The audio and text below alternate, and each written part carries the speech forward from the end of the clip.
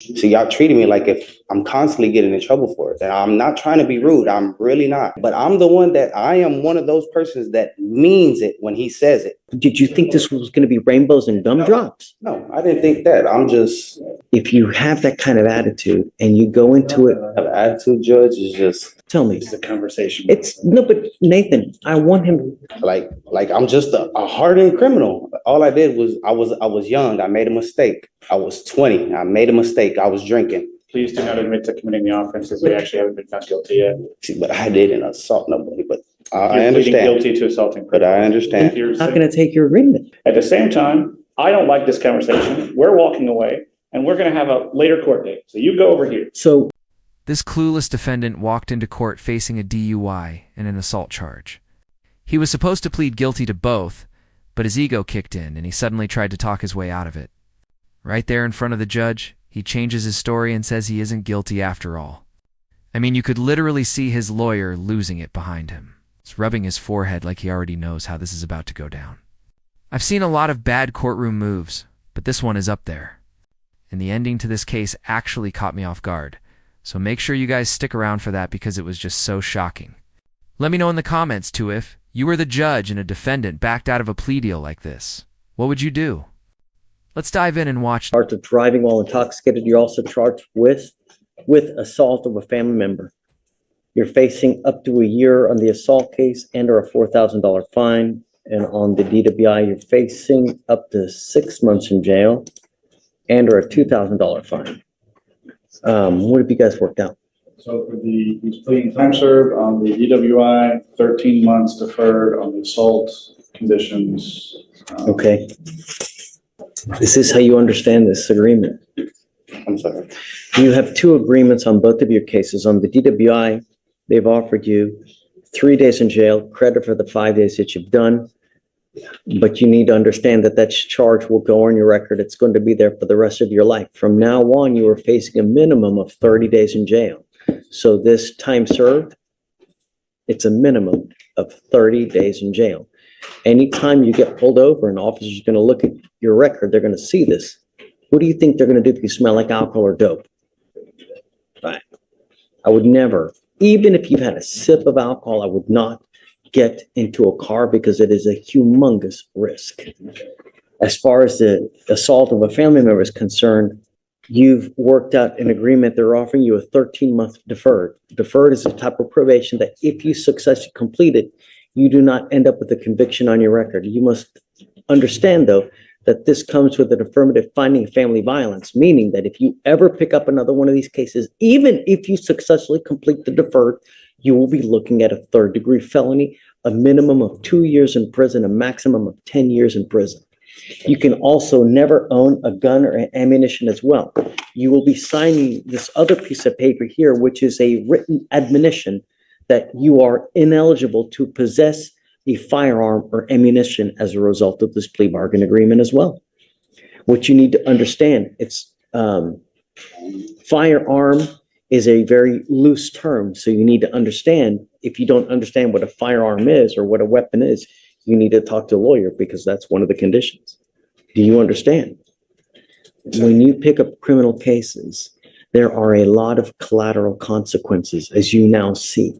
It can impact you in ways that you never, ever see. That's why you need to strive to never pick up any kind of cases. And when you pick up multiple successive cases, it kills you. And now you're ending up with these things, with both of these. Anytime you come into a contact with an officer and they look at your record, you think that you'll get the benefit of the doubt. Be careful. That's all I'm going to tell you is be careful. Now, part of the agreement on the deferred, you need to also understand you give up nearly every right known to man by entering into this agreement. If you fail to live up to the terms of this agreement, we will issue a warrant for your arrest, put you in jail, and now you're looking at an entire year that you authorize to put you in custody if you violate this. You understand? For you to complete this successfully, you have to do a Batters Intervention Prevention Program, what's called a BIP class. This is a 15-week, I'm sorry, is it it's 18, right? 18-week class that you have to go to one time a week for 8. you don't have to do this. We can set your cases for trial if you don't want to do this. Well, look, if you have that kind of attitude and you go into it, Have an attitude, Judge, is just, I mean, I understand, I messed up. I messed up. It's no one's fault but mine. I understand that, but y'all really treated me like I'm constantly getting in trouble for it. I'm not. I mean, I understand. I got a DUI and I ended up catching another. criminal court, did you think this was going to be rainbows and gumdrops? No, I didn't think that. I'm just, it's just. You can tell exactly what kind of energy this guy walked in with. The moment the judge said he had to show up once a week for 18 weeks, he started shaking his head like a teenager being told to clean his room. Judge Flecher has been doing this way too long to miss that attitude. And showing up in court wearing a Nike hoodie while you're staring down possibly a year in jail, that's a bold move in itself. If you're already complaining about an 18-week class, you're basically asking the judge to send you to jail. The thing is, this kind of defendant is everywhere, the one who thinks they can out-talk the system instead of owning up. I've seen that look 100 times, and it never ends well. If you agree that this guy just made his situation worse, hit that like button so more people can see how ego gets people in trouble like this. And here's the thing, though, Mr. Fares, what you need to understand is if you think it was bad here, that's what you're saying to me now. If you think it's bad now, wait till you get out there in the free world with even more conviction on your record. Life will only get more difficult with the more convictions that you get. I hadn't been getting in trouble for the past year.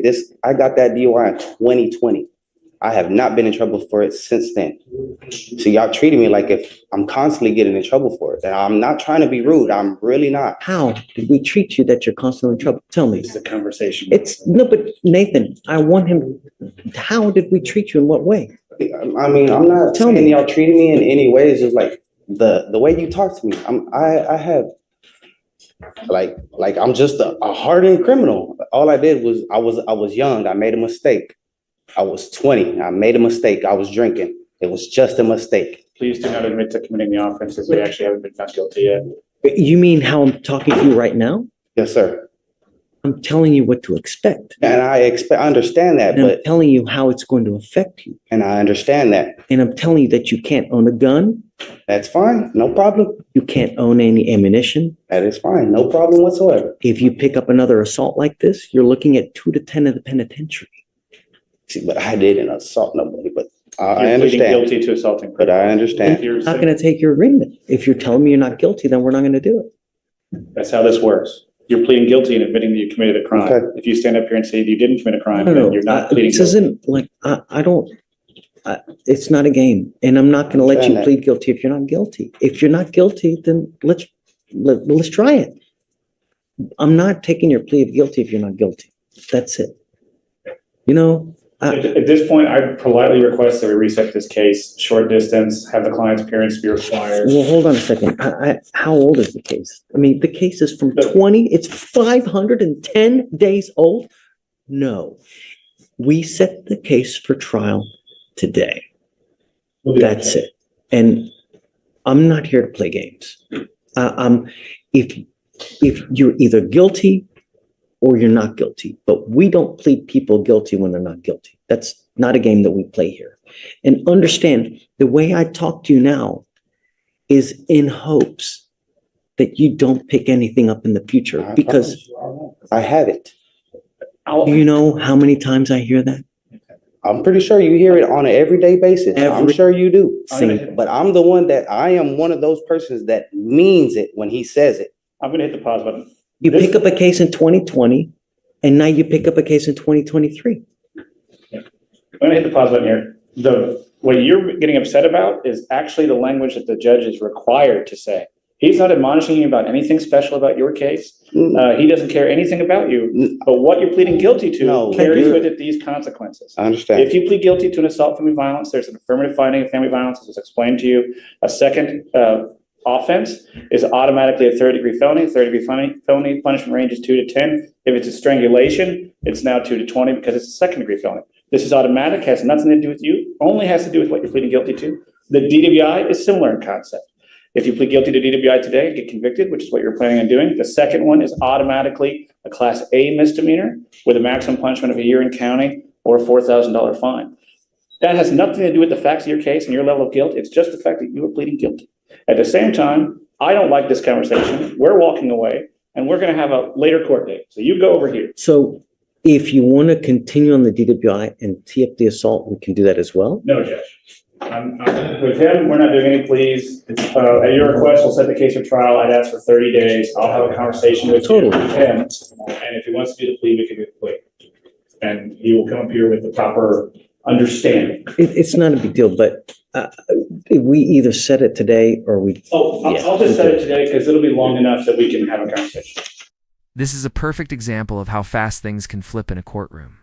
One bad attitude shift, and the whole tone of the case changes. The justice system actually gives a lot of people chances, but moments like this show why judges lose patience. You could tell the judge wanted to give him an easy path, but once he started arguing, it was game over. It's just crazy how people still think they can talk circles around the court. The law is patient, but it's not blind. Do you think the judge handled this the right way, or should he have gone harder to teach him a lesson? Thank you so much for watching, guys. Make sure to like and subscribe for the follow-up to this video.